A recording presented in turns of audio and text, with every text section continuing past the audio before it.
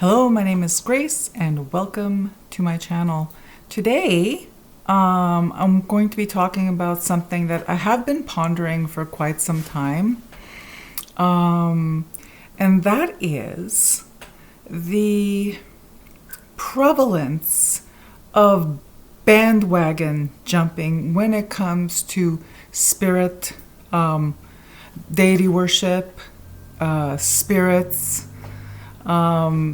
There's some deities that are trending, some spirits that are also trending, where it seems that everyone is a devotee of the same god, goddess.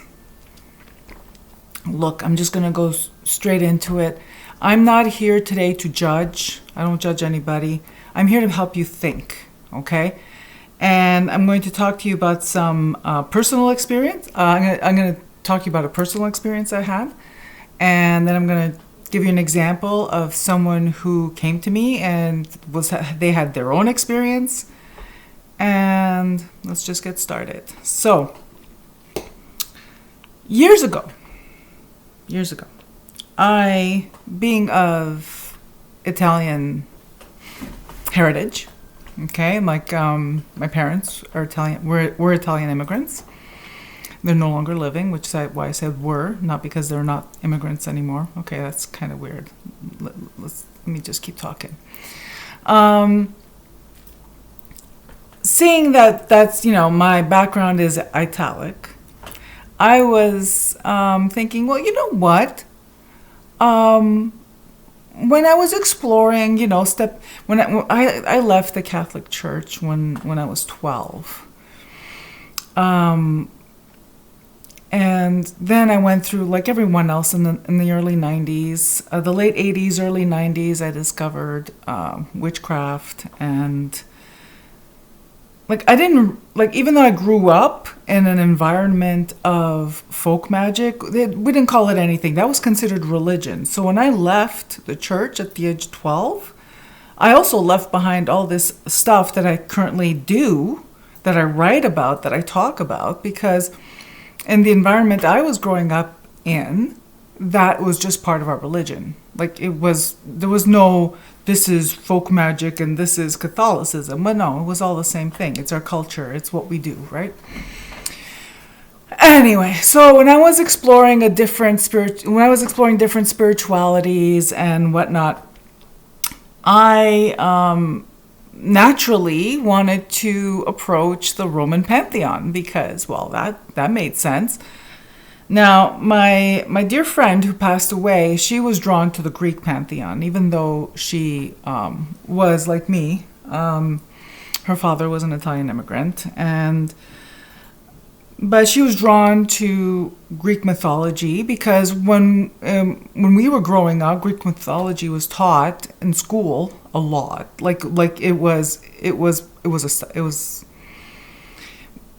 got a lot of Greek mythology. Just considering, which is interesting because we didn't get the Roman, we got the Greek mythology. But anyway, I digress. So she was always drawn to the Greek mythology. She was to the Greek pantheon, and but I don't think she didn't worship a god or goddess. I'm pretty sure she didn't. She was more. Her craft was, she considered herself a lunar witch, right? So her craft, the moon dominated and informed her craft. But if asked, she was drawn to the Greek pantheon. So I decided I'm gonna, you know what? It just makes sense. I'm going to just insinuate myself, because that's what this is. There's no other way to describe when we mortals decide that we're going to hang out with these gods and goddesses. We're insinuating ourselves. So I decided I'm going to insinuate myself, and you know what? I'm Diana, the goddess Diana. She's my girl. Well, let me tell you that Diana, not then, not later, and not now wants anything to do with me whatsoever. And you know it. It's not even anyone who has tried to approach deity, personified deity in any form that wants nothing to do with them. You know, you instantly feel nothing. Now, in the past, when I was trying, when I went to Diana for concerns regarding my dog, my first dog, Ruby, she responded like lightning for Ruby. Me, she wanted nothing to do with me at all. I even purchased statuary, beautiful, of Diana, and I think it's Diana with the stag. I'm not sure if not the dog. But anyway, I don't know, because my daughter owns it, because it wanted nothing to do with me. It didn't even want to reside in my personal space. So why am I telling you about this? I had a conversation with someone recently, and they were distressed. They were feeling distressed, and I felt bad because, it's like, it's a rejection, right? They were feeling extreme distress because they felt that Hecate should be their matron, because they're a witch and because they keep seeing her symbols everywhere. They, where they live, there's a crossroads.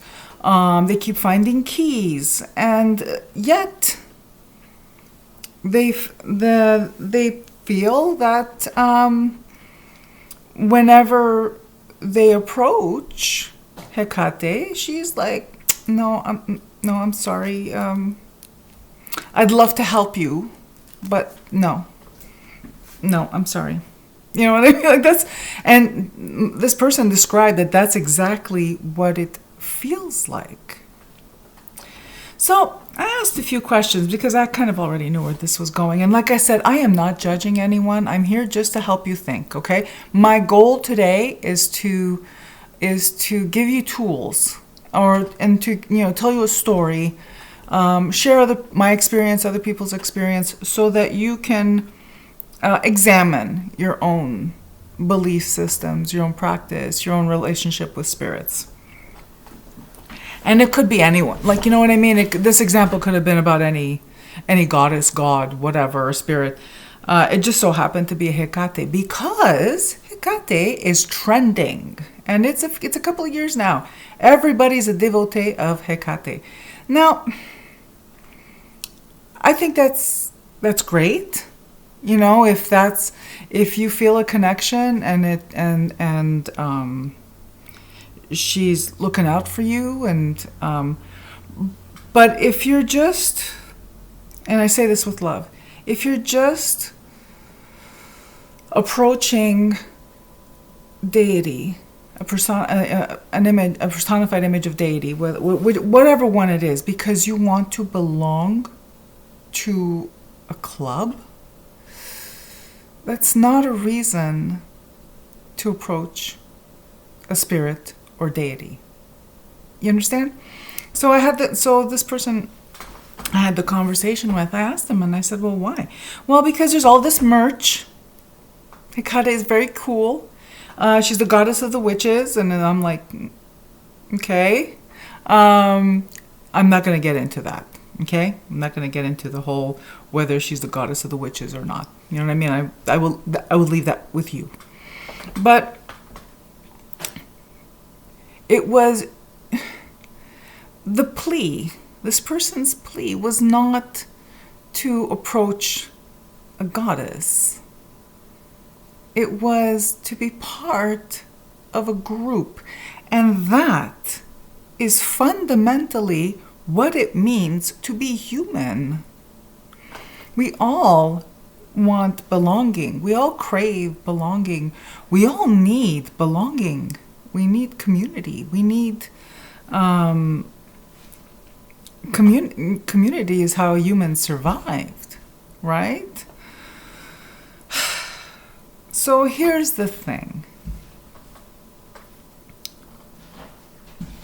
This person who came to me, Hecate wants something to do with them. And so we ended up talking a little bit about what their background was like, their upbringing, and all this stuff. And this is where I want to transition into that we can grow, we can evolve spiritually, we can deviate our path, we can explore new avenues, explore new belief systems. We can change our minds based on new evidence. What I find sad is this modern, and when I say modern, I really mean like within the last 40 years, people. When I speak modern, I mean like last 40 years, but to some of you it's more immediate, it's more recent if you're younger. This practice, this belief that you have to throw the baby out with the bathwater, that the spirits that walk with you, if they were the spirits of your upbringing. So I'm gonna speak from my own experience because that's what I know best, right? But I was born into a family that was Roman Catholic. I was baptized Roman Catholic, and so when I was very little, I almost died. Well, I did die for a little bit, but that's not for today's discussion. And there are spirits that all of us have, these spirits that have been walking with us since day one. So if you are of a similar upbringing as me, then you have your guardian angel, right? So that's what I'm getting at. What I'm getting at is, I went off track. Confused myself. So let's come back. Let's reel it back in. There's these spirits or spirit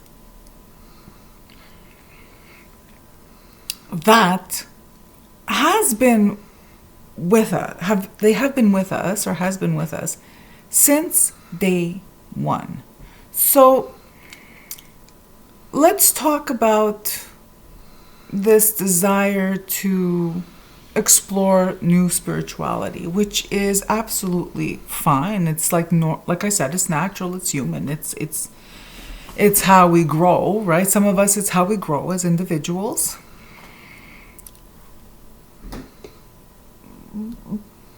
But being someone who reads for people, I've had the experience of spirits communicating confusion as to why the person that they have been looking after, to put it in plain language, their whole life, or their whole lives, or whatever. Sorry, grammar is, I can only focus on content or grammar. For today, I'm going to focus on content and what I'm talking about. I'm just going to say it. They're hurt and they're offended.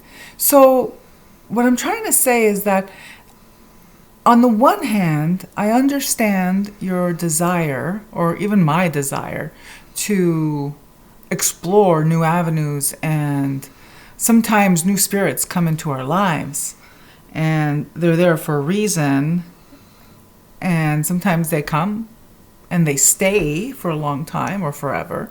Other times they come and they go just as quick as they came. They were here for whatever it is we're going through.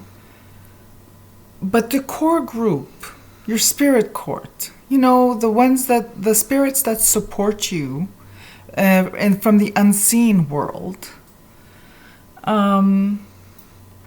If you're experiencing disconnection, if you're experiencing confusion, it's because they feel disconnected and confused because you're out looking for something else when they are there. So,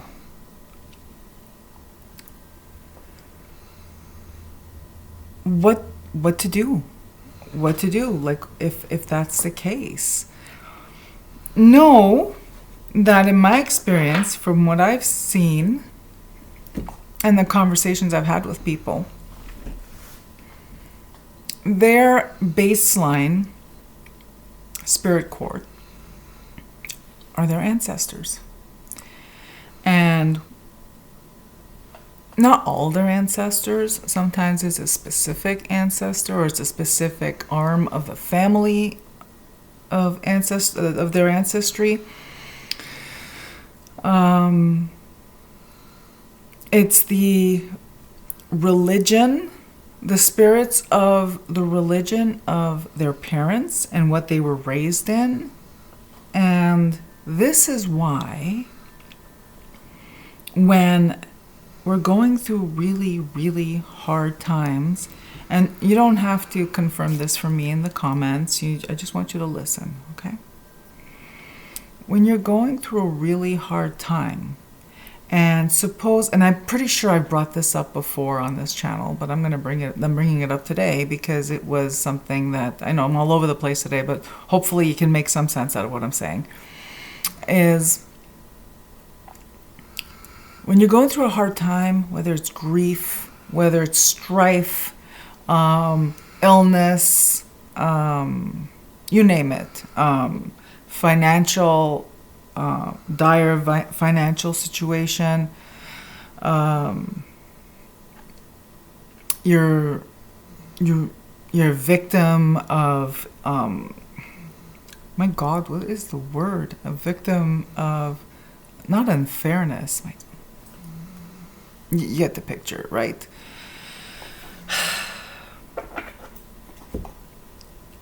It's okay. It's okay that you were pagan or you've been pagan for 20 years, but it's okay if suddenly you feel like, you need perhaps you're pagan, but you started out Catholic, because that seems to be very common. It's okay to need your saints. It's okay to need those prayers. It's okay to pray the rosary. All of this is okay. It's all okay. I'll tell you what, I'm pretty sure, I'll stick my hand in fire, that these spirits don't give a shit about our man-made religion. Period. Full stop. With a clear conscience, I can say this. I'm going to be shocked. Guys, I'm the one that's going to be shocked in the afterlife if I get there and I have to line up depending on what freaking religion I am, because I don't have one. I have a spirituality, I have spirits, I have a belief system, but I am not the card-carrying member of any organized religion. So no one's going to be more shocked than me in the afterlife if I'm going to have to go to the right room, because I'm not going to know where to go. But I'm talking about in this world, here. And I know I started talking about bandwagon jumping with Deity because, but it's trust me, I'm gonna pull it all together. Maybe that Deity doesn't want anything to do with you. But that's not what you're seeking. You're seeking community. You're seeking like-minded people. And it's very difficult to fit in and, to become, let's say, a devotee of a specific goddess who wants nothing to do with you, because you want to hang out with the people who are devotees of this goddess. And you know what I'm going to say. Chances are it's all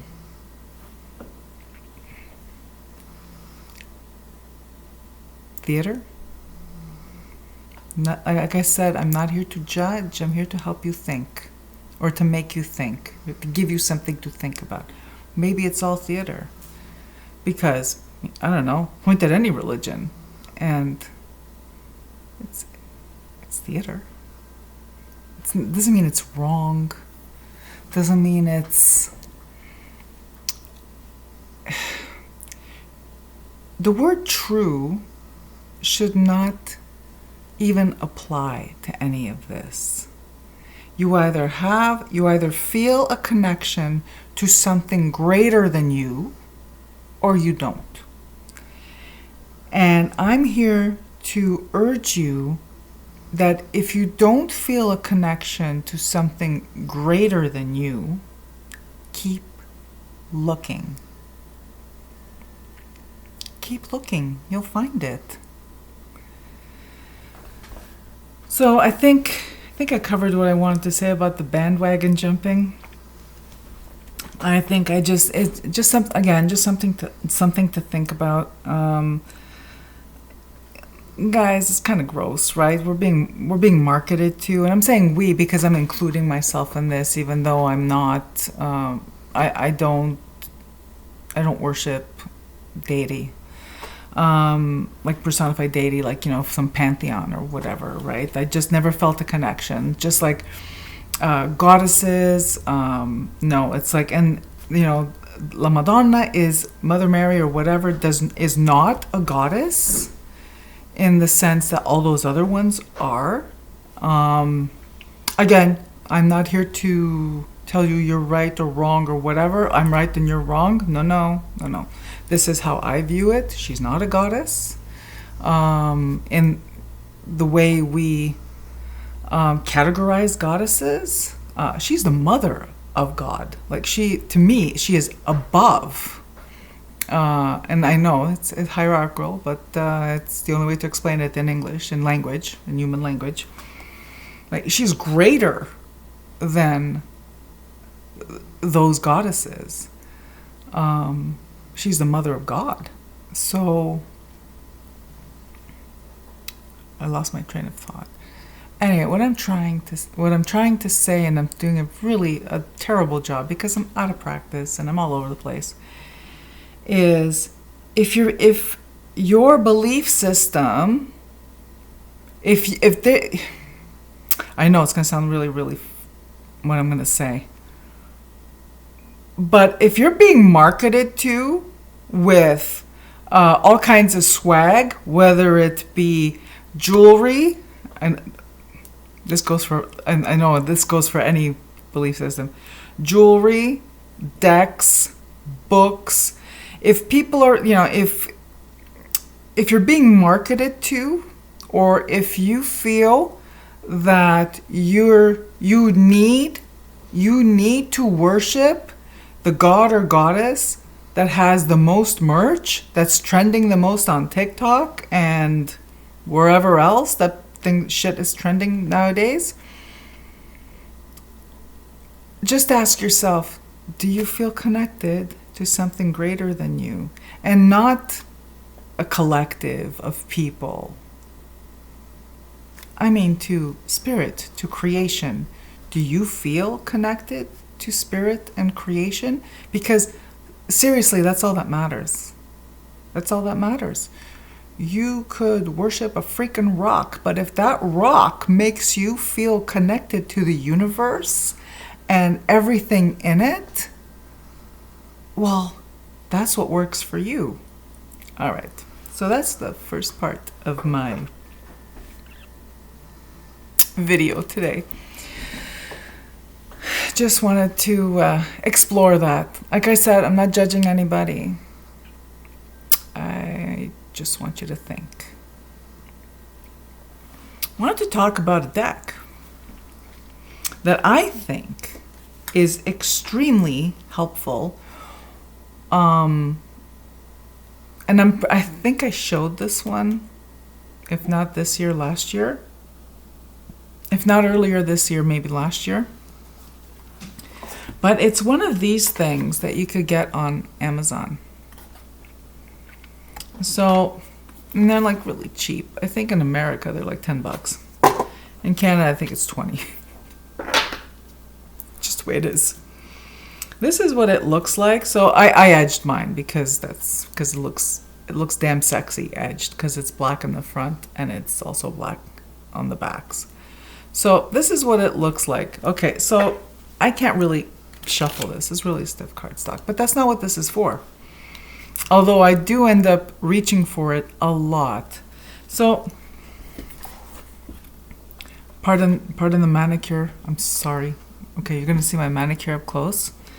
I paint my nails like I'm 5. So after I wash dishes today, it'll all be nice and cleaned up. But right now, anyway, so I'm gonna try to not show you. So I don't know if you can see this card, but what's really valuable, and you know, nothing prevents you from writing on a deck of cards that you already have, right? But these already come with some really good notes. And I want to specify this one. Okay, see this layout? I want to specify this one because I don't have any of the other ones. There's like quite a few of these that exist, especially on Amazon. But this is the one that I have. This was recommended to me by my friend Amanda, who lives in St. Leonard, in Quebec, where I grew up. And I'm crazy about this thing, and I recommend it to everybody. So on each card, you have the element, planets, astrological. You have upright and reversed meanings. You have, oh, I dropped that card. I'm not gonna, here we go. You have the decans, numerology. So for this one, for judgment, it says 20 reduces to 2, and 2 is about balancing polarities. And it also has yes, no, and maybe for those yes and no questions.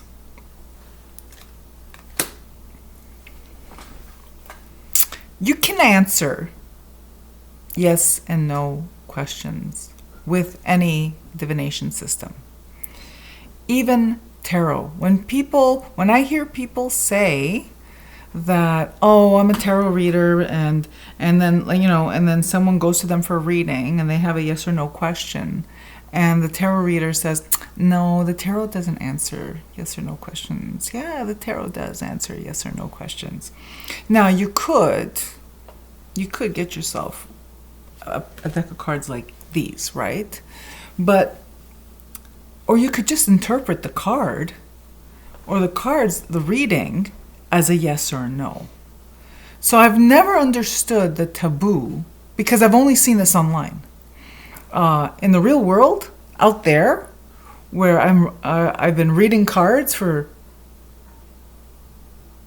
40 years, more than 40 years. My God. There was I never heard anyone say, "Oh no, I'm sorry, I can't read for you a yes or no. You can't ask a yes or no question. It has to be open-ended." What? It has to. The querent's question doesn't have to be open-ended.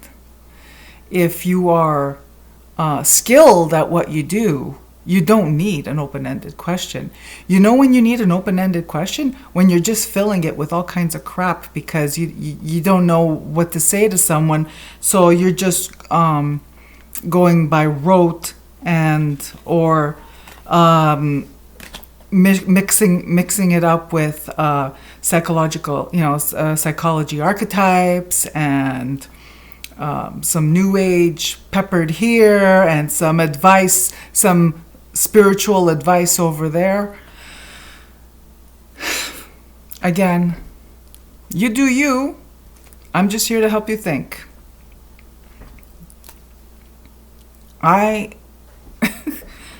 Like I said, I only learned that it even existed, this idea that you can't ask a yes or no question to the tarot online.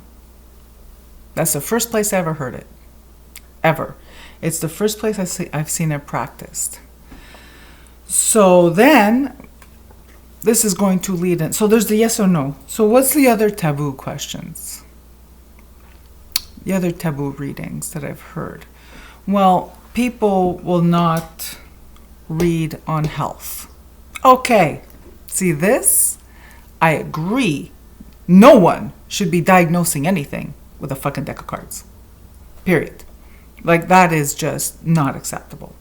It's unethical. It's egregious. It's oh my God. It's you don't do that to someone. You know what I mean? Like, especially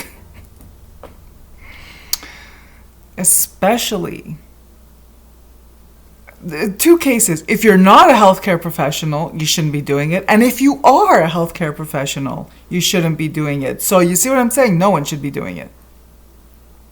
But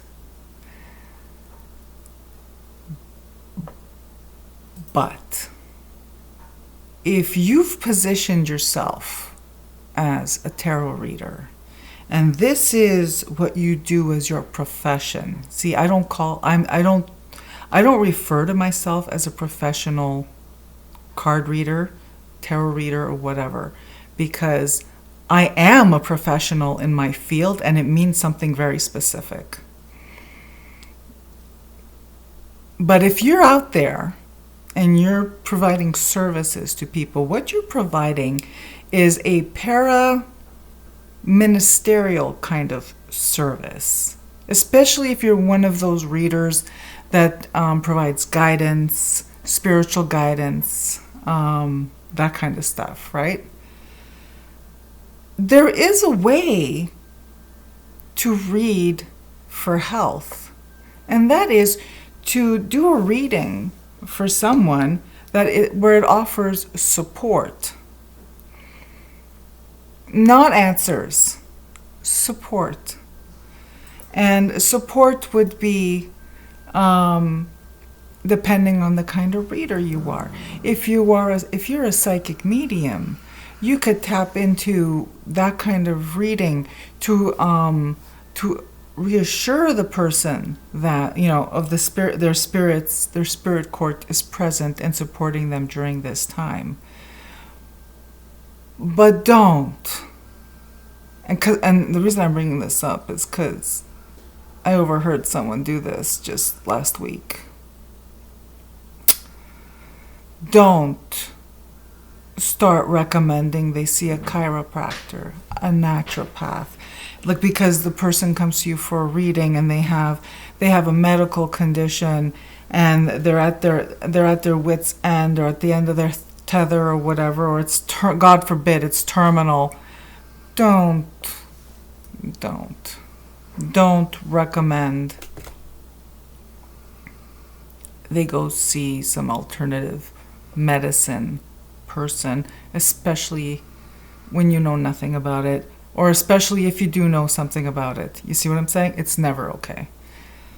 You offer support and you guide them to find real life support, a support system, a support group,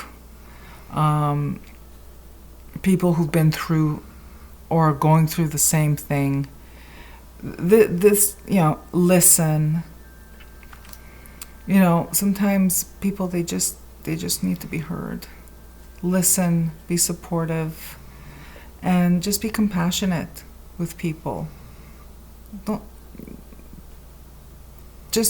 diagnose. Please. Don't diagnose. And if you're out there and you're seeking a reading on health, also be discerning. You know what I mean? It's like, I'm not saying you're not. If someone says, oh no, I don't read on health, well, they're not the right reader for you anyway. But health is it's a very broad thing. I don't read on illness, but I'll read on health, and I will also provide support for wellness in a very broad sense, in the sense that, because we're human beings. There's more to us than just, when our body is breaking down, when there's something going on with us health wise, it's not just our body that breaks down. Other things break down too. We develop a distrust towards our bodies. We feel a sense of just not knowing what your place is. It's, health scares are like, or health conditions or whatever. They place you in a situation where you are spiritual, you're suddenly spiritually in opposition to your body, because your body's, you feel betrayed. You feel betrayed by your body. You feel betrayed by whatever brought on the condition. So, like I said, if you consider yourself a professional reader and you don't want to read for someone on a certain subject, I think that's what you should do. I think you need to maintain your boundaries.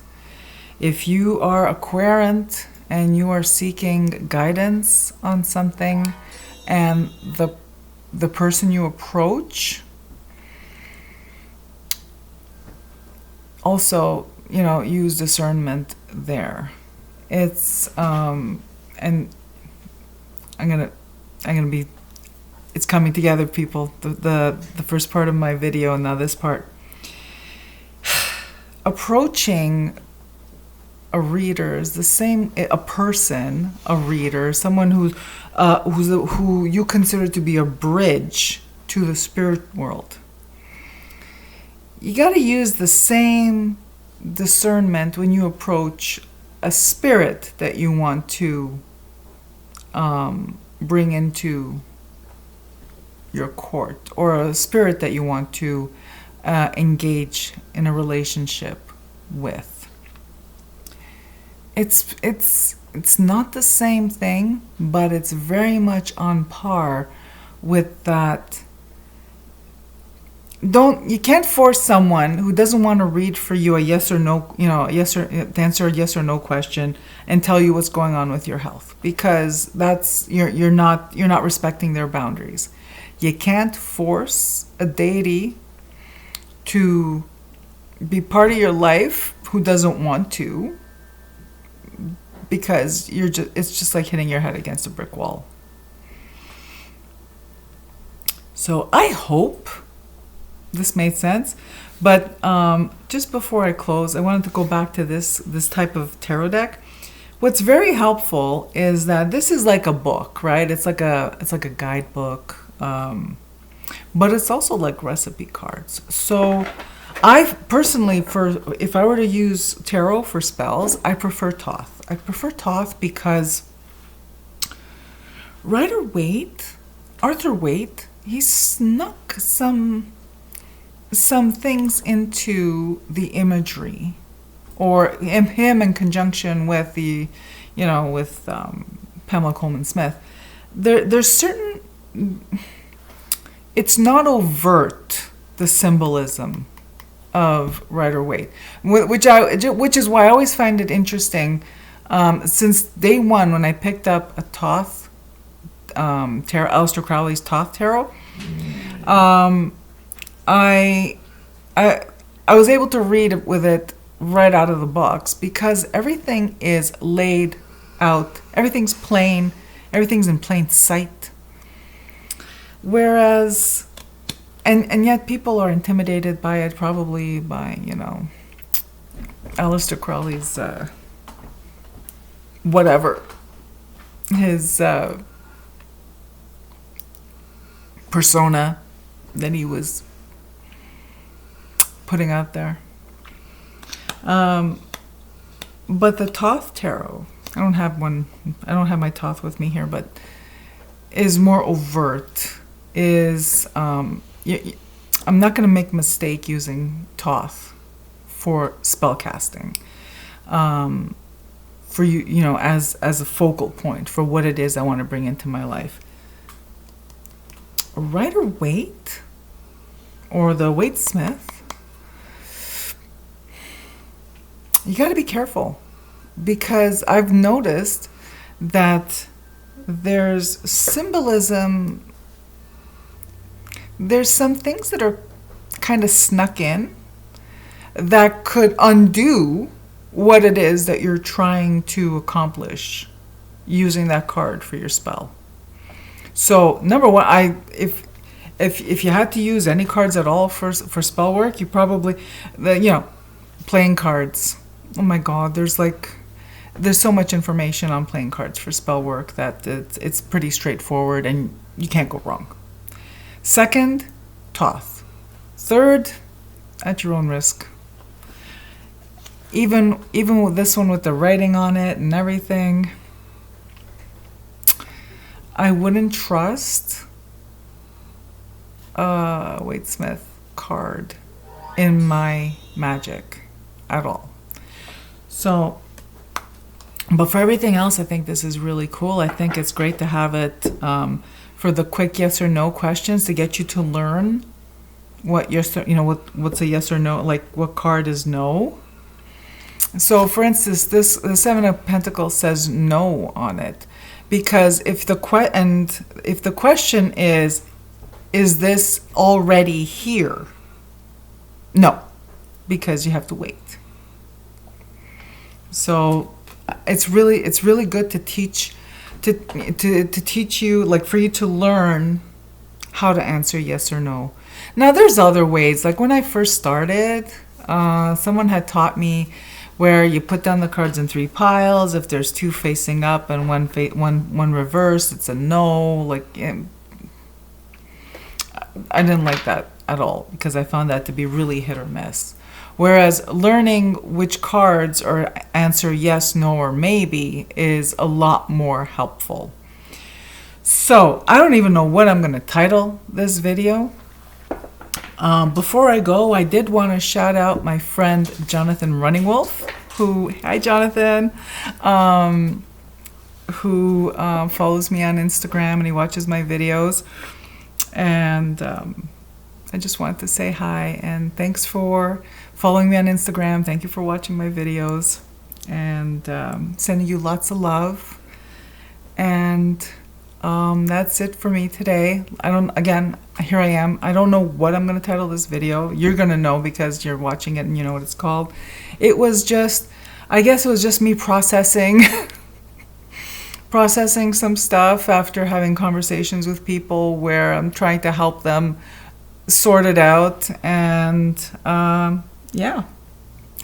In the comments below, please feel welcome to share your thoughts on the various things I talked about today.